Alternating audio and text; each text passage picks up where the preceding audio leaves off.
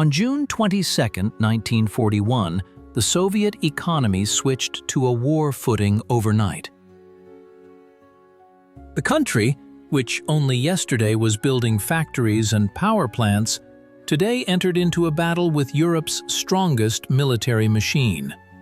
By this point, the USSR had already created a powerful industrial foundation, the result of 3 5-year plans and industrialization. But was the economy ready for such a test? The figures spoke volumes. In the first 6 months of the war, steel production fell by 40%, rolled metal by 45%, and coal by 30%. The enemy captured territories where, before the war, about 70% of pig iron was smelted, 60% of coal was mined, and 40% of electricity was produced. The impossible lay ahead, not just to stand firm, but to surpass an enemy that had at its disposal the resources of almost all of Europe. How did the country manage to mobilize its banking system? How did factories, which only yesterday produced tractors and cars, begin to produce tanks and airplanes? What happened to the gold reserves, and how were they used for victory? The story of our people's economic feat is just beginning. While German tanks were tearing towards Moscow, Leningrad, and Kiev, an operation unparalleled in world history unfolded in the rear. 1,500 industrial enterprises, entire plants and factories, were to be transported thousands of kilometers eastward to the safe regions of the Urals, Siberia, and Central Asia. Time was counted in days and hours.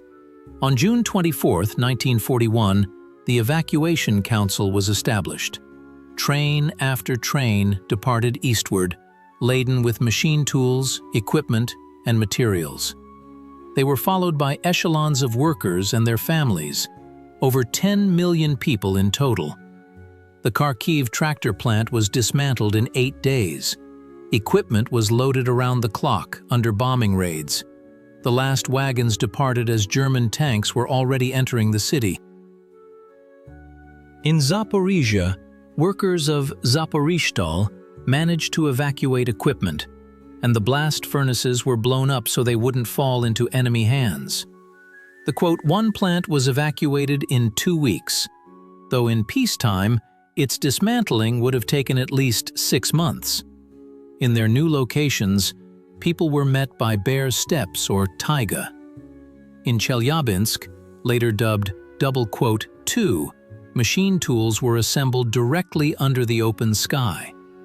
In Nizhny Tagil, equipment was installed in unfinished workshops without roofs. The first metal smelting in the new locations took place while walls of snow and ice still surrounded them.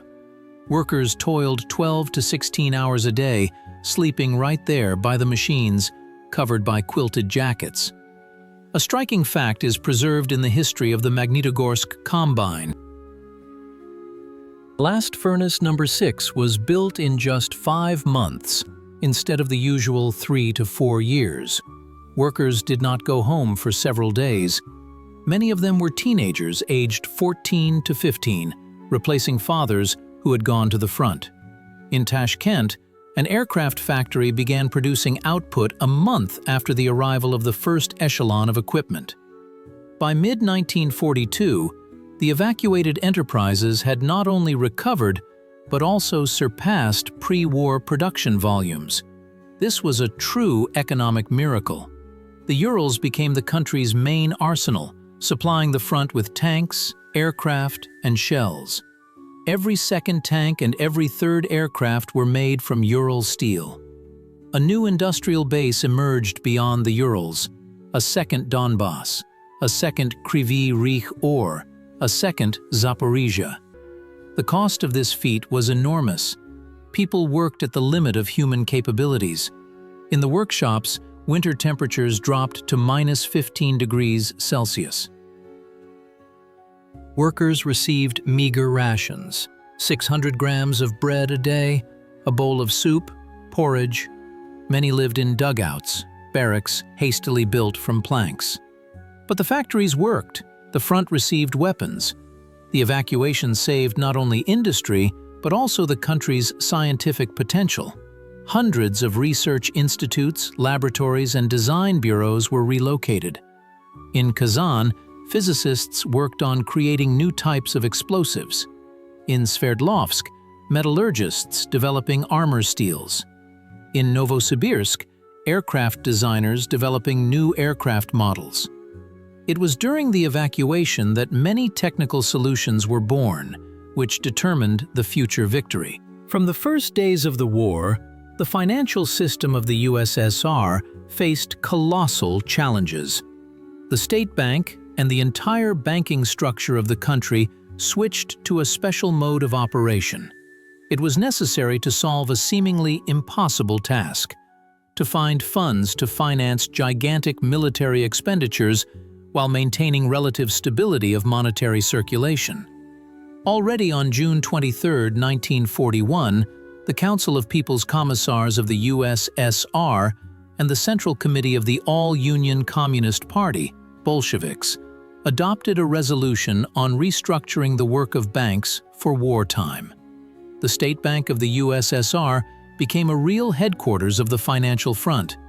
Its branches worked around the clock, ensuring uninterrupted financing of defense enterprises, evacuated factories, and the army. When the enemy approached a city, bank employees were the last to leave their posts, managing to evacuate valuables, documentation, and equipment. In Leningrad, despite bombings and shelling, the branches of the state bank did not stop working for a single day of the blockade.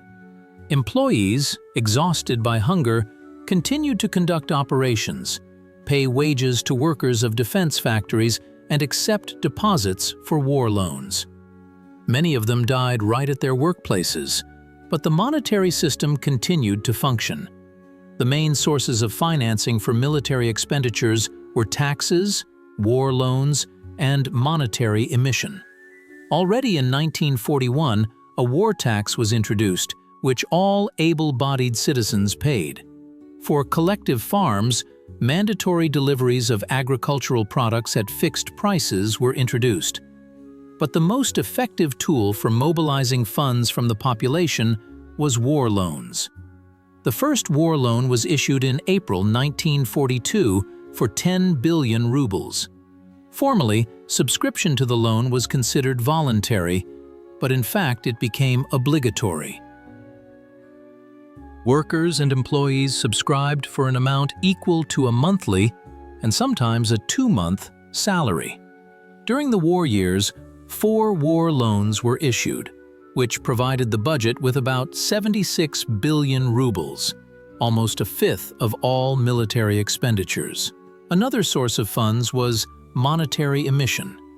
During the war years, the amount of money in circulation quadrupled.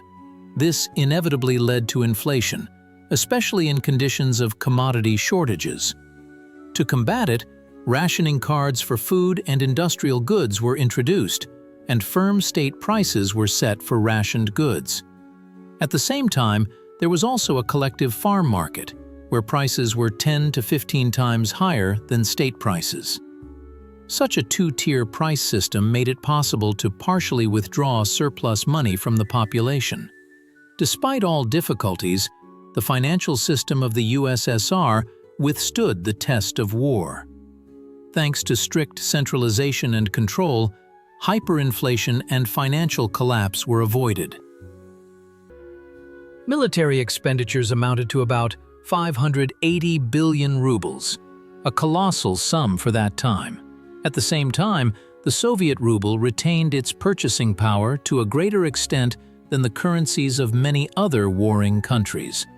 The banking system became one of the most important factors of victory, ensuring uninterrupted financing of the front and the rear in the most difficult conditions. The country's gold reserve is not just metal ingots in vaults. It is the last strategic reserve to which the state resorts in moments of mortal danger. By the beginning of the war, the USSR had significant gold reserves, about 2,500 tons. But already in the first months of the war, it became clear it would be extremely difficult to survive without external assistance. The country lost key industrial regions, and the production of weapons required machine tools, and strategic materials. And here, gold came to the rescue. When the issue of Lend-Lease supplies was decided in the autumn of 1941, the Soviet Union faced harsh conditions. 30% of the cost of supplies had to be paid immediately, and only in gold. The first batches of precious metal were sent to the USA already in December 1941. Gold was transported by cargo planes through Alaska and then by sea, through dangerous northern routes where German submarines operated. In the first year of the war, the USSR spent about 100 tons of gold to pay for supplies. Each ingot was turned into tanks, planes, trucks, ammunition, and food. In total, during the war years, the Soviet Union sent about 300 tons of gold to the Allies as payment for Lend-Lease supplies, more than 10% of the country's entire gold reserve.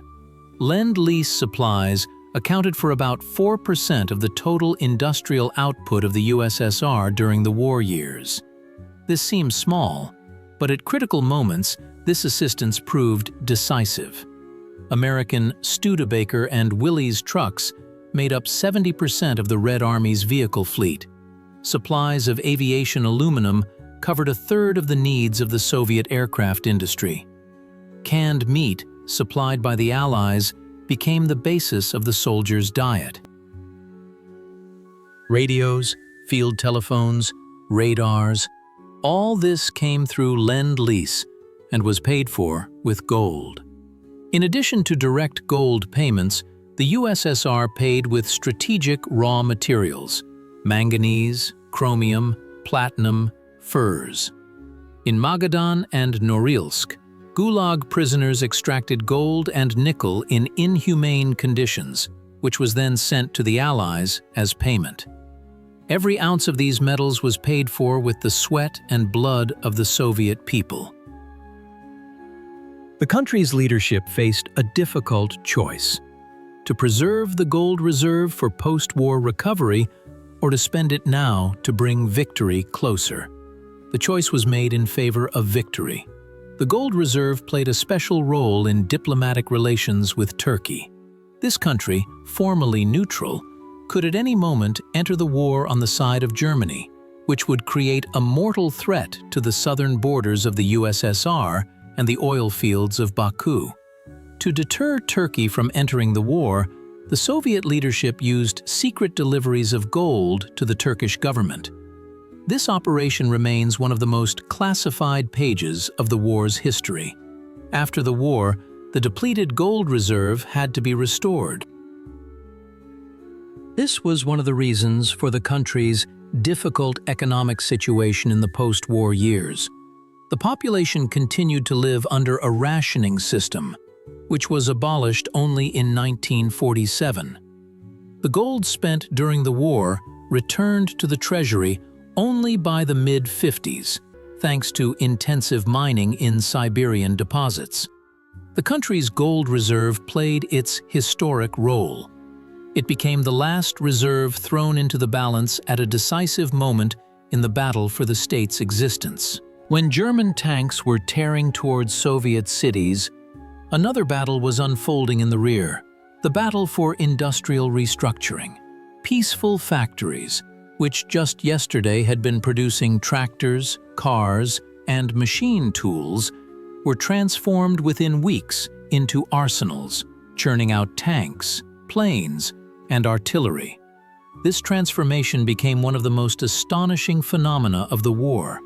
The Stalingrad tractor plant, which in June 1941 was still producing agricultural machinery, began manufacturing T-34 tanks in July. Workers mastered new technologies right at their machines. There was no time for formal training. Engineers did not leave the workshops for days, sleeping 2 or 3 hours, often right in the factory. Many of them did not see their families for weeks. The Kharkov locomotive plant, evacuated to the Urals, became the foundation of the famous Ural Vagonzavod, which subsequently produced more tanks than all of Germany's industry combined. The Gorky automobile plant, which produced passenger cars and trucks before the war, switched to manufacturing light T-70 tanks, armored vehicles, and mortars. The conversion took place in incredibly short time frames. If in peacetime it took years to master a new product, now it was a matter of weeks and days. The Moscow automobile plant, named after Stalin, mastered the production of Katyusha rocket launchers in 20 days. Technological problems were solved on the fly. Lacking specialized equipment, they invented new ways of metal processing on existing machines. Lacking necessary materials, they found substitutes. When there was a severe shortage of aluminum for the aviation industry, metallurgists developed new alloys that allowed for saving the scarce metal. The most difficult task was the personnel problem. Experienced workers went to the front. Their places were taken by women and teenagers. At the Kirov plant in Leningrad, which produced heavy KV tanks, by the end of 1941, women constituted more than half of the workforce. At Uralmash, teenagers aged 14 to 15 stood at the machines, on special platforms, to reach the control levers. Short-term courses were created for accelerated training of new workers. Instead of the pre-war 2 to 3 years, training now took 3 to 4 months, and sometimes only a few weeks. Experienced masters mentored newcomers, passing on the secrets of the profession right at the workbench. The rationalization movement encompassed all enterprises. Every proposal that allowed for accelerating production or saving materials was immediately implemented. At the Ural tank plant, worker Dmitry Bozy proposed a new method of high-speed welding of tank hulls, which allowed for doubling tank production. During the war years, the industry of the USSR produced 130,000 tanks and self-propelled guns, over 100,000 combat aircraft, and 820,000 artillery pieces. This was more than Germany produced, along with all the occupied countries of Europe. The transformation of peaceful factories into military arsenals became a true industrial miracle, one of the key factors of victory. At the cost of incredible efforts, working at the limit of human capabilities, the Soviet people created a powerful military industry that provided the army with everything necessary to defeat the enemy. When the country donned a soldier's greatcoat, millions of men went to the front, leaving their workplaces at factory machines. Who took their place? In the first months of the war, Soviet industry lost about 40% of its skilled workers. This was a terrible blow to the economy, but soon, what would later be called the labor feat of the home front occurred. Women, teenagers, and the elderly stood at the machines. By the end of 1941, women constituted more than half of all industrial workers. At Uralmash, which produced tanks, the proportion of women reached 70%. In Kuzbas, women descended into the mines, replacing miners who had gone to the front.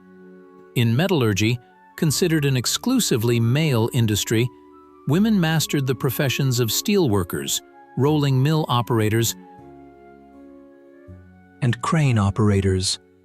Maria Popova from Magnitogorsk became the first female steelworker in the history of Soviet metallurgy. Her team produced above-plan steel for tank armor, she said. The contribution of teenagers was no less significant. Boys and girls aged 14 to 15 worked in factories and plants. They stood on platforms to reach the machines, worked 12 hours, were underfed, but met and exceeded adult norms. At the Moscow automobile plant, teenager Viktor Kotin created a Komsomol frontline brigade that fulfilled the plan by 250%. he later recalled. In the countryside, the situation was even more difficult. Almost all able-bodied men went to the front. Plowing, sowing, and harvesting fell to women, the elderly, and children. The famous tractor driver Pasha Angelina led a women's tractor brigade, which cultivated fields under the slogan, "100,000 girlfriends to the tractor." Wartime labor legislation was harsh. On June 26, 1941, a decree on working hours was issued. The workday increased to 11 to 12 hours with a 6-day week. Vacations were canceled. Being late by more than 20 minutes carried the threat of court and correctional labor. Unauthorized departure from the enterprise could result in up to 8 years in labor camps. But the main incentive was not the threat of punishment, but the realization that everyone was on their own front. The slogan, "All for the front, all for victory," became not just words but a way of life. The movement of 200%ers emerged, workers who performed 200% of the norm. They were followed by 300%ers and even 1,000%ers. Turner Dmitry Bozy from Nizhny Tagil developed a new method for high-speed processing of tank parts and performed 10 to 15 norms per shift. Milling machine operator Maria Grishutina from the Moscow Caliber factory invented a device that allowed processing several parts simultaneously and performed 20 norms per shift. The incentive system included not only moral but also material rewards. Workers in defense enterprises received increased food rations. Special canteens were created for production leaders. The best workers were awarded orders and medals. During the war years, more than 200,000 home front workers received government awards. Subbotniks became a special form of labor mobilization. People voluntarily went to work on weekends, and the money earned was transferred to the defense fund. Frontline brigades were created in factories and plants, working under the motto, "In labor as in battle." The human factor became decisive in the economic victory over the enemy. Despite the loss of vast territories, the destruction of thousands of enterprises, and the evacuation of industry, the Soviet economy not only survived, but surpassed Germany's in terms of military production. By 1943, the USSR produced twice as much weaponry as Germany with its European satellites.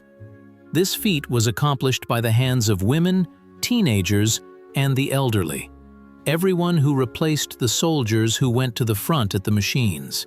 War demanded not only courage on the front lines, but also an intellectual breakthrough in the rear. When the enemy captured a significant part of the European territory of the USSR, hundreds of research institutes and design bureaus were evacuated east along with factories and plants. The Academy of Sciences moved to Kazan, Sverdlovsk, and Tashkent. Scientific teams were housed wherever possible, in schools, clubs, unfinished buildings. Laboratory equipment often had to be assembled literally from scrap materials. Physicist Pyotr Kapitsa created installations for producing liquid oxygen from parts found in factory dumps. This oxygen was used for producing explosives and in medicine. In Kazan, a group of chemists led by Nikolai Zelinsky developed a new catalyst for obtaining high-octane aviation fuel. Thanks to this, Soviet fighters gained an advantage in air battles. Their engines ran more stably and powerfully. Metallurgists Evgeny Payton and Boris Payton created a revolutionary method of automatic submerged arc welding. This allowed the production of tank hulls to be accelerated tenfold. If previously welding one T-34 tank took about 80 hours, with the new technology it took only 8. By mid-1942, Soviet factories were producing more tanks than all of Germany's industry. In besieged Leningrad, despite hunger and cold, scientific institutes continued to operate.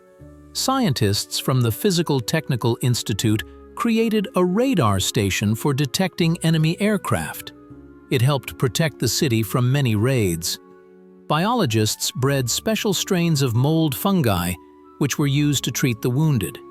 In the most difficult conditions, geological scientists discovered new deposits of strategic metals. In the Ural Mountains, deposits of manganese, necessary for the production of armor steel, were found. In Siberia, deposits of tungsten and molybdenum were discovered. Without them, it was impossible to create strong alloys for aviation engines. Aircraft designers Alexander Yakovlev, Sergei Ilyushin, Artyom Mikoyan created new aircraft models that surpassed German ones. The famous Il-2 attack aircraft, dubbed by the Germans, quote, Zero, was developed during evacuation in the Ural city of Kuntsevo. Vasily Grabin's Artillery Design Bureau developed the ZIS-3 anti-tank gun, which could penetrate the armor of any German tank. Mikhail Koshkin's Design Bureau improved the T-34 tank, creating a modification with a more powerful gun. This tank became a real nightmare for German panzer grenadiers. Medical scientists played a special role. Surgeon Nikolai Burdenko developed new surgical methods that allowed saving wounded who were previously considered hopeless. Pharmacists created domestic analogues of medicines, the supplies of which from abroad had ceased. Zinaida Ermolyeva synthesized the first Soviet antibiotic, penicillin, which saved the lives of thousands of wounded soldiers. Victory was forged not only on the battlefields and at factory machines, but also in laboratories, design bureaus, and scientific institutes. The intellectual feat of Soviet scientists and engineers became one of the decisive factors in the fight against a technologically advanced enemy. On June 22, 1941, along with bombs, another blow fell on Soviet cities, one to the country's raw material base. With the capture of its western territories, the USSR lost critically important resource sources: the Krivoy Rog iron ore basin, which provided 60% of iron ore production; the Nikopol manganese basin, 90% of all manganese; the Donbas coal basin, 63% of coal production. The main deposits of titanium, zirconium, nickel, metals without which the production of modern weaponry is impossible, fell under occupation. The country faced a raw material famine, threatening to paralyze the war industry. The impossible was required: to create a new raw material base in the east in the shortest possible time. Geologists became fighters of the invisible front. In the harsh conditions of the Urals, Siberia, and Central Asia, they searched for new deposits of strategic metals. Academician Alexander Fersman led expeditions to the Urals and Kazakhstan. Working 7 days a week, often undernourished, geologists discovered deposits one after another. New bauxite deposits for aluminum production were found in the Sverdlovsk region, nickel deposits in the Chelyabinsk region, tungsten and molybdenum for steel alloying in the mountains of Kazakhstan.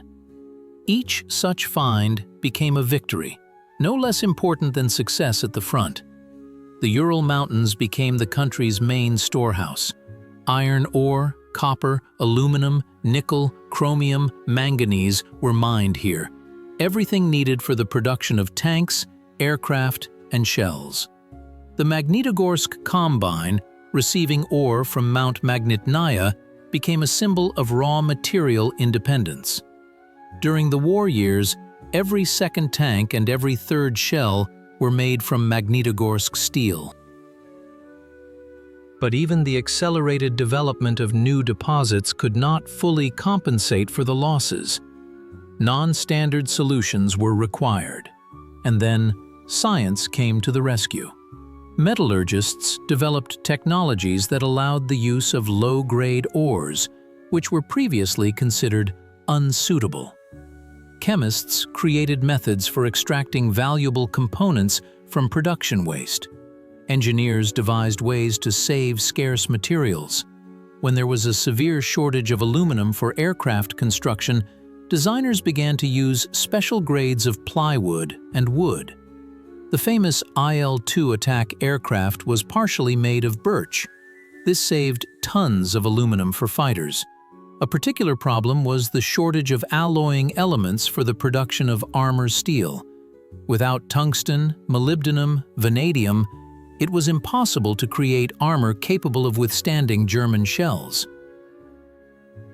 Metallurgists of the Ural plant, under the leadership of academician Yevgeny Patin, developed a new armor composition that required fewer scarce components but was not inferior in strength. This allowed the production of tanks to be increased several times. When, in 1943, the threat of exhaustion of manganese reserves necessary for steel smelting arose, geologists discovered its deposits in the northern Urals. Mines were built there in the shortest possible time, operating in incredibly difficult conditions. Miners extracted ore at temperatures of -40 degrees, often without proper equipment, eating meager rations. But the metal went to the factories, turning into weapons for the front. In Central Asia, the extraction of non-ferrous and rare metals unfolded. Antimony and mercury were mined in the mountains of Tajikistan, copper and molybdenum in Uzbekistan, lead and zinc in Kyrgyzstan. The local population, which had never worked in mining before, mastered the professions of drillers, blasters, and tunnelers. Women and teenagers made up to 70% of the workers in these mines. Oil became the blood of war. After the loss of the Maykop oil fields and the threat to Baku, the main hopes were placed on Second Baku, the oil fields between the Volga and the Urals. Here, hundreds of new wells were drilled in incredibly difficult conditions. Geologists worked 7 days a week. Oil workers lived in tents and dugouts, but production grew every month. By the end of the war, Second Baku was supplying a third of all the country's oil. The battle for raw materials became one of the decisive factors of victory. By creating a new raw material base in the east, the USSR was able not only to compensate for the loss of Western deposits, but also to exceed the pre-war level of production of many strategic materials. This allowed the front to be supplied with everything necessary and ultimately to surpass the military-industrial potential of Germany, which used the resources of almost all of Europe.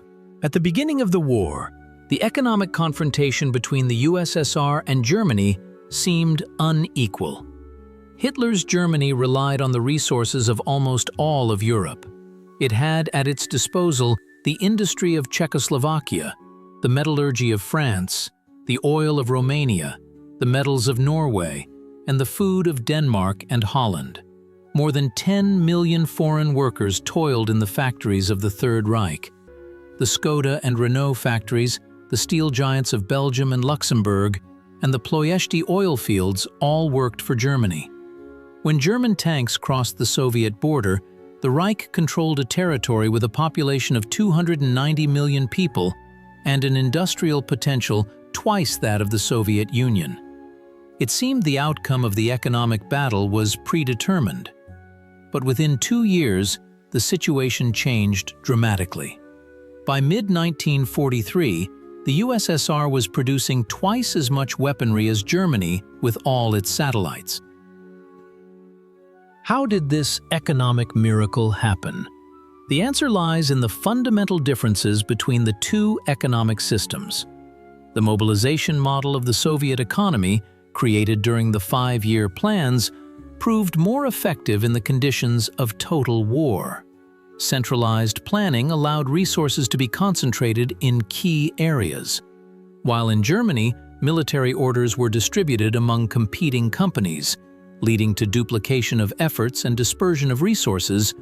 In the USSR, the entire industrial potential worked as a single mechanism. German industry produced many types of tanks and aircraft, often competing with each other. In the USSR, the focus was on mass production of a few standardized models.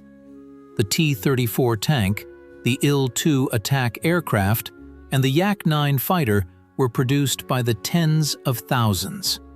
This allowed for maximum simplification of production and reduction of costs.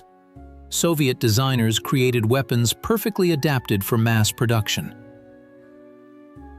The T-34 tank had a welded hull made of rolled armor plates instead of the complex cast armor of German tanks. Its diesel engine ran on low-octane fuel, available in any conditions. This philosophy of simplicity and manufacturability permeated all Soviet military production. Another advantage was the mobilization of labor resources. While Germany long avoided total mobilization of women into industry, fearing social consequences, in the USSR, women accounted for up to 70% of the workforce in the military industry. The German economy, despite external militarization, long operated in a guns and butter mode. The production of consumer goods decreased slowly so as not to cause public discontent. In the USSR, everything was subordinated to a single goal: victory. Civilian consumption was minimized, and all resources were directed to the front. The evacuation of industry also played a key role. Moving factories to the east not only saved production capacities, but also created a new industrial base, inaccessible to enemy aircraft. German industry concentrated in the Ruhr and other traditional centers became increasingly vulnerable to Allied bombing. Paradoxically, German occupation policy in Soviet territories worked against Germany itself. Instead of utilizing the industrial potential of the captured areas, the Nazis destroyed factories and deported the population for forced labor. This deprived them of the opportunity to rely on the resources of the occupied territories of the USSR as they had used the resources of Western Europe. By 1943, the economic competition had been won by the Soviet Union. The Urals and Siberia had become a powerful industrial center, producing more metal, tanks, and aircraft than all of German industry. The battle of economies ended with the victory of the Soviet system, which proved its effectiveness in the extreme conditions of total war. The lessons of the USSR's wartime economy extend far beyond the historical context of the 1940s. They became the foundation upon which the country's post-war recovery was built, and the economic doctrine for decades to come was formed. The victory, achieved at such an incredible cost, left a deep imprint on the economic thinking of the country's leadership and ordinary citizens. The mobilization model of the economy, having proven its effectiveness in extreme wartime conditions, largely determined the path of the USSR's post-war development. The priority of heavy industry, centralized planning, reliance on internal resources, all these principles were transferred to peacetime. Already in August 1945, the fourth five-year plan for the restoration and development of the national economy was adopted, largely repeating pre-war approaches. However, the price of this victory was truly colossal. The country lost about 30% of its national wealth. 1,700 cities and towns, 70,000 villages, and 32,000 industrial enterprises were destroyed.